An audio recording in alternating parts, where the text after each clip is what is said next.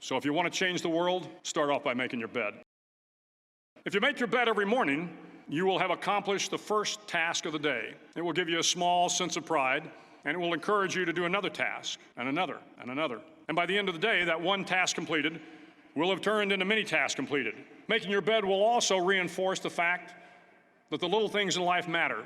If you can't do the little things right, you'll never be able to do the big things right. And if by chance you have a miserable day, you will come home to a bed that is made, that you made.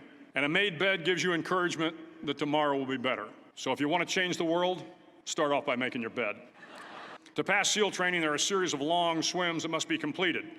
One is the night swim. Before the swim, the instructors joyfully brief the students on all the species of sharks that inhabit the waters off San Clemente. They assure you, however, that no student has ever been eaten by a shark, at least not that they can remember. But you are also taught that if a shark begins to circle your position, stand your ground. Do not swim away. Do not act afraid. And if the shark, hungry for a midnight snack, darts towards you, then summons up all your strength and punch him in the snout, and he will turn and swim away. There are a lot of sharks in the world. If you hope to complete the swim, you will have to deal with them. So if you want to change the world, don't back down from the sharks. My SEAL class, which started with 150 men, was down to just 42. There were now 6 boat crews of 7 men each. I was in the boat with the tall guys, but the best boat crew we had was made up of the little guys, the Munchkin crew, we called them. No one was over 5'5". The Munchkin boat crew had 1 American Indian, 1 African American, 1 Polish American, 1 Greek American, 1 Italian American, and 2 tough kids from the Midwest.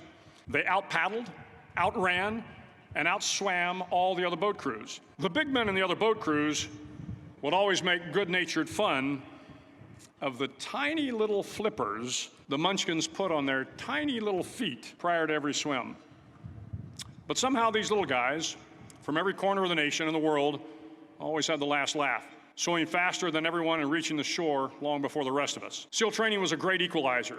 Nothing mattered but your will to succeed, not your color, not your ethnic background, not your education, not your social status. If you want to change the world, measure a person by the size of their heart, not by the size of their flippers. The 9th week of training is referred to as Hell Week. It is 6 days of no sleep, constant physical and mental harassment, and 1 special day at the Mud Flats. The Mud Flats are an area between San Diego and Tijuana where the water runs off and creates the Tijuana Sloughs, a swampy patch of terrain where the mud will engulf you. It is on Wednesday of Hell Week that you paddle down to the Mud Flats and spend the next 15 hours trying to survive this freezing cold, the howling wind, and the incessant pressure to quit from the instructors. As the sun began to set that Wednesday evening, my training class, having committed some egregious infraction of the rules, was ordered into the mud.